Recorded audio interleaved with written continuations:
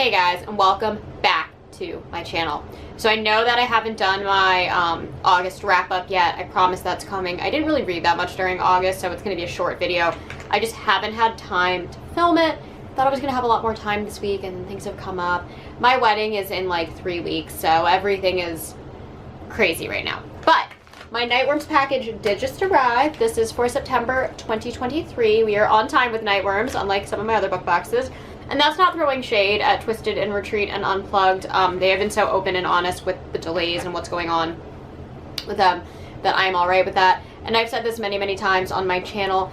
As long as companies are open and honest and giving consistent updates with what's going on and why delays are occurring, I don't mind when delays happen.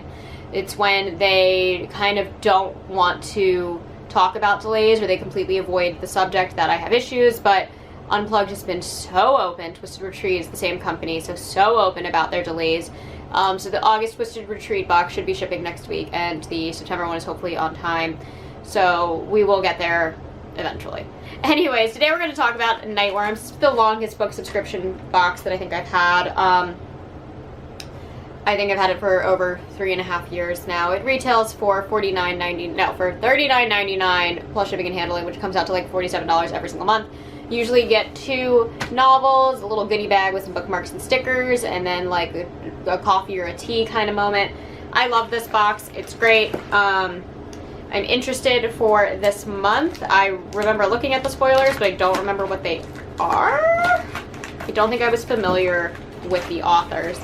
But I wasn't the biggest fan of last month's book, or I didn't read it actually, I sold it. It was The Handyman Method by Nick Cutter and a second author whose name I don't remember. But I heard there was a lot of animal cruelty. I have a whole video on this if you guys are interested. And I sold it. I didn't want to have it, so it is gone.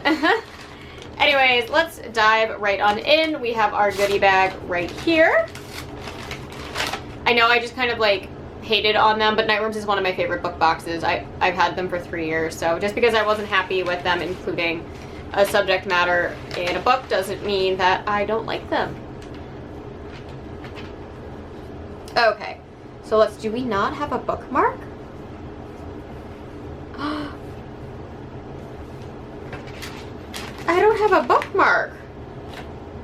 Oh, I do not like that. I love their bookmarks. They make my favorite bookmarks. Okay. So we have a magnet of like this kind of dapper gentleman skeleton reading in the desert.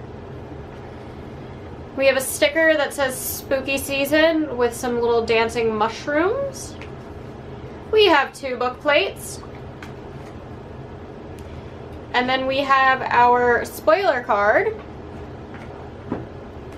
And we have Moonstruck Hot Chocolate. This is Milky Horchata. I have had Moonstruck before. I really like Moonstruck Hot Chocolate. However, I don't think I like the horchata flavor, but that's just me.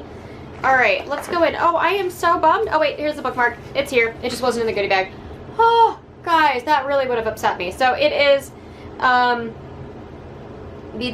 Mucho Miedo. I don't know what that means. Be afraid. I think it means be afraid, be very afraid in Spanish. I could be totally wrong. I'm just guessing by context clues. But there. Oh, thank goodness that bookmark was there. Alright, so we have 2 books inside. I'm going to grab this little one first. Ooh, fun cover. So this is Wild Spaces by S.L. Coney. I know nothing about this book, but there is a dog, and there are some tentacles, and there is some kind of person walking the dog. There better not be animal cruelty in this. Let's find out. An 11-year-old boy lives an idyllic childhood exploring the remote coastal plains and wetlands of South Carolina alongside his parents and his dog, Teach. But when the boy's eerie and estranged grandfather shows up, with no warning and no sign of leaving, cracks begin to form as his hidden secrets resurface that his parents refuse to explain. Meanwhile, the boy feels something within himself changing, physically. Into something his grandfather welcomes and his parents fear. Something abysmal. Something monstrous. Alright, so I'm getting cosmic horror vibes from this. It says, can a horror story be beautiful? Wild Spaces tells a terrible truth in the most achingly beautiful way by Alma Katsu.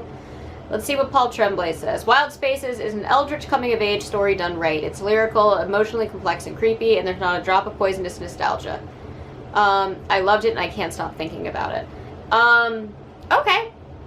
I have learned that if authors I tend to write blurbs on books. I tend to not like those books. I don't know why that is, but that seems to be a trend. But I don't know anything about that author. Okay, and then we have Vampires of El Norte by Isabel Cañas? I think that's Cañas. I could be wrong. Very pretty cover, very old school. And we will read the inside flap of this one. Oh, I'm gonna mispronounce things. All right, vampires and vaqueros face off on the Texas-Mexico border in the supernatural western from the author of The Hacienda. As the daughter of a rancher in 1840s Mexico, Nina knows a thing or two about monsters. Her home has long been threatened by tensions with Anglo settlers from the north, but something more sinister lurks near the ranch at night, something that drains men of their blood and leaves them for dead, something that once attacked Nina 9 years ago. Believing Nina dead, Nestor has been on the run from his grief ever since, moving from ranch to ranch, working as a vaquero. I'm so sorry if I'm saying that wrong, I don't know what that is. But no amount of drink can dispel the night terrors of sharp teeth. No woman can erase his childhood sweetheart from his mind. When the United States invades Mexico in 1846, the two are brought abruptly together on the road to war. Nina as a curandera, a healer, striving to prove her worth to her father so that he does not marry her off to a stranger, and Nestor as a member of the auxiliary cavalry of ranchers and vaqueros.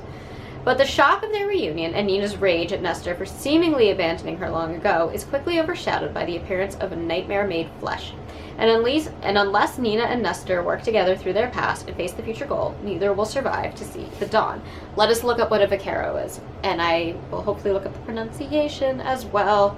My husband is Peruvian, so I feel like my Spanish should be better, but it's really not. Cowboys. Oh. Vaqueros. All right, so vampires and cowboys. Cool. Okay. This actually reminds me a lot of The Haunting of Alejandra mixed with, what is the name of that book?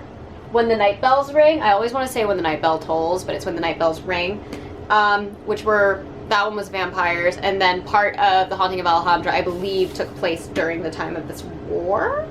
But, okay, interesting. I don't know anything about Isabel Cañas. I like the cover, though. It's very pretty.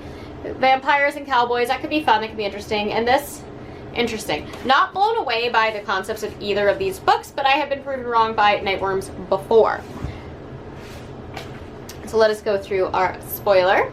Oh, that kind of makes the little magnet make sense, why he's like this kind of dapper skeleton man in the desert. Okay, so we get Vampires of El Norte, we get Wild Spaces, we get Spooky Book Boyfriend Magnet, that's really funny.